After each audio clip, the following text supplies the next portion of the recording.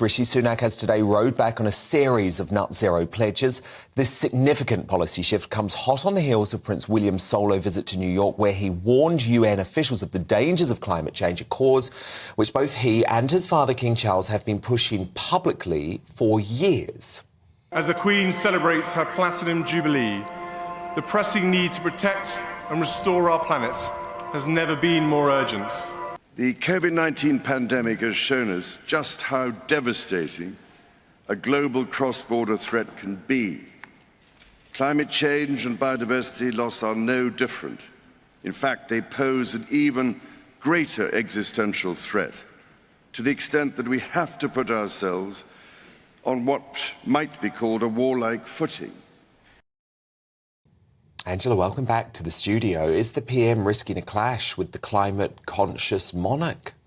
I don't think so, actually. I mean, we know that King Charles has been talking about this for 50 years. He gave his first speech about it. That's why I think he might be 21. Very annoyed. No, but I think then he was laughed at and nobody listened to him. Yeah. But I think now he can really see that so many countries in the world agree and want to get there. Yeah. But he says warlike footing, right?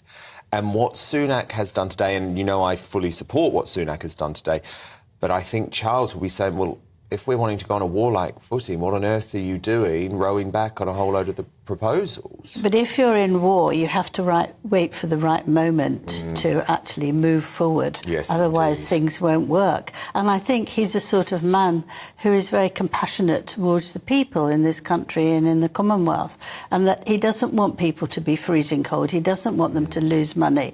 And I think that he will understand that, you know, it's only a few years. It's not going to make too much difference. So you don't think his next audience with Sunak risks being a little bit frosty? No, I don't think so. I mean, he can get very irritable. Oh, yes. Especially in Buckingham Palace and, you know, if he doesn't get things done quickly. But this isn't something like that. This is something that he wants to take the people with him. So he might understand, okay. And I think with his son, that he knows that that will be continued. And, of course, William has been talking about this in New York, this two-day solo tour. It was really interesting, Angela, because it felt mature and statesman-like. A real contrast to what happened when Harry and Meghan went to the same city earlier this year. Do you remember that? Yeah, so much with the taxi that never was. Crash. Yes. And actually, William's visit couldn't be any more different. No, it's very different. You can see a man who's happy in his own skin, which is also a great achievement from his own childhood. And I think that he... you know, he really understands that his father is letting him do what he wants in his preparation to be an heir. He's not telling him what he wants to do for him, but they happen to have the same feelings. And so it gives him strength. And he's also got a mischievous eye, which he doesn't mind now, you know, jumping in the river and trying to find all the crustaceans that are there. And I think that he feels that he's got over Harry. It's decided. There's a line drawn under it. It's quite obvious. And he's moving on, and he's doing extremely well. Yeah, look at and him. if it's a little bit... Look at him in the Hudson. They're getting his hands through. Yeah. Lots of people saying, Angela, I'm not one of them. This is not me saying it, can I just say? But lots of people say that he's become a bit of a heartthrob again, Angela. Do you agree? Well, I think, you know, a handsome prince, despite the fact that he doesn't have much hair, is a heart. Oh, go on. He is. Go on, he's we've a got role to support model the too. balds. No, he's a I'm heading that way, believe me. But he's a role model as well. Okay. And Bowden isn't, is he? Yes. He's a sort of not. And that way, they might not want famous stars, they might not respond to the royal family, but he's got charisma and he's charming. And the thing that I really think is important with him is that he wants to help people. He listens, not like Harry and Meghan, who make lectures on how everybody has to be. That's very true. He listens to them and asks if he can help, and then he does go and do the help.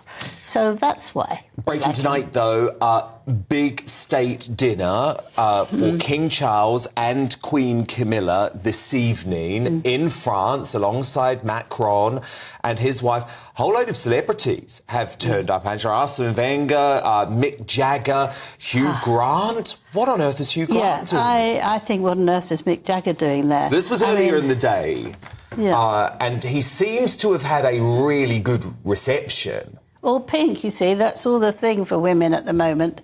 And this is tonight. So these are the arrivals tonight. Do you think Charles has proven himself a bit of a secret weapon in terms of rebuilding the fractured political relationship with France. Well, this is to make friends again and to be nice and to be for everyone. But I'm very pleased to see they're not wearing tiaras because I think it's ridiculous. This is not a hugely important thing. Why is Hugh Grant there? Who asked him? Why is Mick Jagger there? I mean, he's not exactly very nice with women, is he, over the years? Well, and the footballers, what are they? I think it's a bit of an odd number of people who are there, not necessarily to see. I mean, if you see the table that's spread out there, I think it's too much, actually. I think you can be there, you can have a nice chat, and it can just be a bit lower, because at the moment I think people don't want to see you spending vast amounts of money on things that are not necessary. Can I just ask, Angela, how it works at a state dinner like this? Because obviously this has been hosted by the French. By the way, this was the walkabout with Macron and Charles earlier today, and Macron loved this. He's actually posted this video himself to social media. You see, he's pleased to be... And he was booed recently, but of course he's not booed when he's with Charles. No, but he's pleased to be with the king. You know, it's just one step up from where you are. So he's going to be in his best behaviour. Well, yeah, and remember he was at the football stadium a couple of weeks ago, booed. All of a sudden he's walking around the streets of France with Charles. Well, it shows Charles's charisma, actually. They see that they really like him. They were shouting from the top, and they're very pleased to see him and Camilla, and that's what he can do very well. He can charm you. Now, just back to the state dinner. So here are the pictures of Charles being greeted by Macron and his wife at the state dinner, and the toast and everything's going on this evening. I've had a look at the menu. Looks very nice. But he's decided they couldn't have foie gras.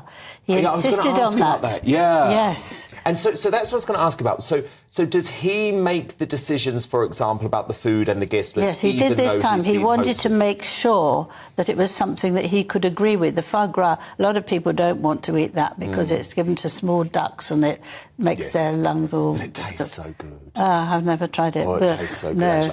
Can I just make my point, though, about Hugh Grant? Because what I find so repulsive about this is a total hard-left activist who actually wants to shut down the free press in the UK. And no one on the right, no one even on the centre-right would ever be invited to that sort of dinner. So I find it really surprising that it's just totally accepted that King Charles wants Hugh Grant at that dinner. Well, I think if somebody's famous, they don't bear grudges. Camilla in particular, she doesn't have grudges. So if he sort of made could I perhaps come along? I think maybe he'll understand. But I think it was ridiculous to have him there. I agree. Well, we agree on that. Angela Levin, brilliant stuff. Thank you so much.